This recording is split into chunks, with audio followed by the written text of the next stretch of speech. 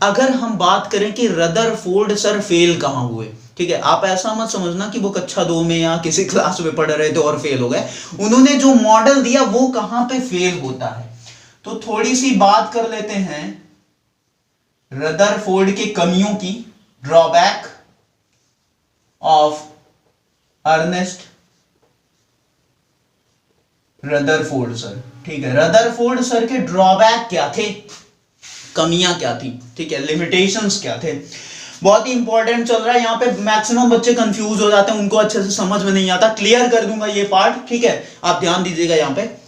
देखो उन्होंने एक बात करी अपने मॉडल में, बात क्या करी मॉडल में, वो अपने मॉडल में ये बताते हैं कि जो इलेक्ट्रॉन होता है वो न्यूक्लियस के अराउंड में क्या करता है, रिवॉल्व करता है, ठीक है, करता रहता है रिवॉल्व, ठीक है, ऑर्बिट्स में, न्यूक्लियस के अराउंड में ऑर्बिट्स हैं, उन ऑर्बिट्स में क्या कर रहा है, इलेक्ट्रॉन रिवॉल्व कर रहा है। और वो ऑर्बिट्स कैसे हैं, सर्कुलर फॉर्म में हैं। वो ऑर्बिट्स कैसे हैं बच्चों, सर्कुलर फॉर्म में हैं। अब उनकी लिमिटेशंस क्या आई, उनकी लिमिटेशंस ये थी बच्चों, उन्होंने एटम के स्टेबिलिटी की बात ही नहीं करी, और वहीं से उनका क्या स्टार्ट हो गया, ड्रॉबैक स्टार्ट हो गया, ठीक है। वो एटम के बारे में कुछ बात ही नहीं करते, मतलब उसके एटम के स्टेबल होने की कोई बात ही नहीं करते कि एटम स्टेबल रहेगा कि नहीं रहेगा, ठीक है। वो स्टेबिलिटी ऑफ एटम की बात नहीं की है, वही उनका ड्रॉबैक बन गया। अब समझो ध्यान से कि ड्रॉबैक हुआ क्या उनका। उनका ड्रॉबैक ये था कि उन्होंने बताया कि बीच में सेंटर पार्ट में एटम के क्या है, न्यूक्लियस है, उसके चारों तरफ जो घर बना हुआ है, सर्कुलर पाथ जो बना हुआ है, उस पे इलेक्ट्रॉन बेचारा क्या कर रहा है, घूम रहा है, ठीक है, घूम रहा है, ठीक है, इलेक्ट्रॉन रिवॉल्व कर रहा है अपने ऑर्बिट्स में जो कि न्यूक्लियस के अराउंड में बना हुआ है, ठीक है, इस तरीके से ये इलेक्ट्रॉन रिवॉल्व कर रहा है।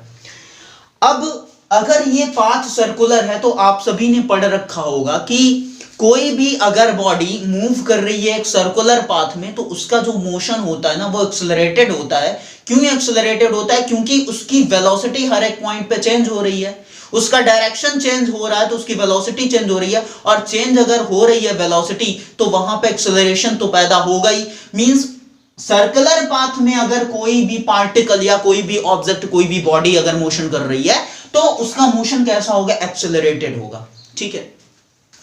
तो अगर ये इलेक्ट्रॉन एक्सेलरेटेड मोशन कर रहा है तो जाहिर सी बात है कि इसकी एनर्जी क्या होगी, कम होती जाएगी। According to electromagnetic theory, electromagnetic theory ये कहती है बच्चों कि अगर कोई भी पार्टिकल सर्कुलर पाथ में क्या कर रहा है, मोशन कर रहा है, रिवॉल्व कर रहा है, तो वो कंटिन्यूअसली क्या करेगा, एनर्जी रेडिएट करेगा, एनर्जी लूज करेगा, रेडिएशंस लूज करेगा, रेडिएशंस क्या करेगा, निकालेगा।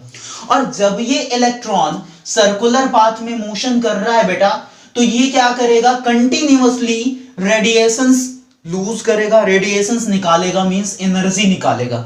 और ये खाया क्या है, जो एनर्जी निकालता रहेगा और इसकी एनर्जी कम नहीं होगी, इसकी एनर्जी कम होगी भाई, तो ये बड़े वाले ऑर्बिट से क्या करेगा, छोटे में आएगा, छोटे से इस छोटे में आएगा और सीधे का सीधे आके क्या करेगा, न्यूक्लियस से क्या करेगा, भिड़ जाएगा।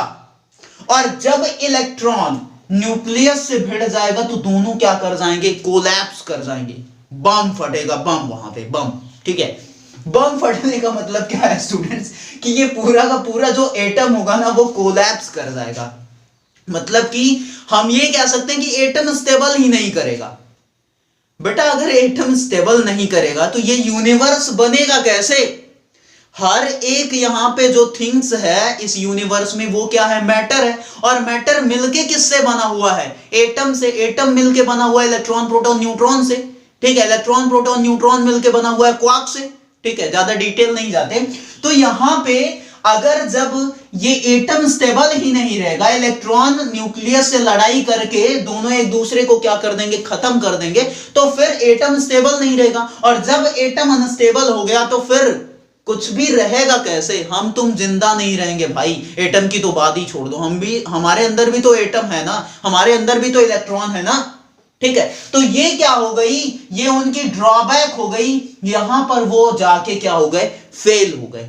ठीक है, तो आई थिंक ड्रॉबैक समझ में आई आप सभी को अर्नेस्ट रदरफोर्ड की, कि उन्होंने बताया सर्कुलर ऑर्बिट में इलेक्ट्रॉन न्यूक्लियस के अराउंड में चक्कर लगाएगा, और अकॉर्डिंग टू ईएम थ्योरी ये कहती है कि अगर कोई भी पार्टिकल सर्कुलर पाथ में मोशन कर रहा है तो वो कंटिन्यूअसली क्या करेगा, रेडिएशंस निकालेगा, एनर्जी लूज करेगा, और जब ये इलेक्ट्रॉन एनर्जी लूज करेगा तो कंटिन्यूअसली इसकी एनर्जी कम होती जाएगी, और ये फाइनली आके क्या करेगा, न्यूक्लियस से भिड़ेगा, और न्यूक्लियस से भिड़ा तो पूरा का पूरा एटम क्या हो जाएगा, कोलैप्स हो जाएगा, डिस्ट्रॉय हो जाएगा, एटम एग्जिस्ट ही नहीं करेगा। मींस यहां पे एटम स्टेबल ही नहीं होगा, अनस्टेबल हो गया एटम, जो कि गलत है।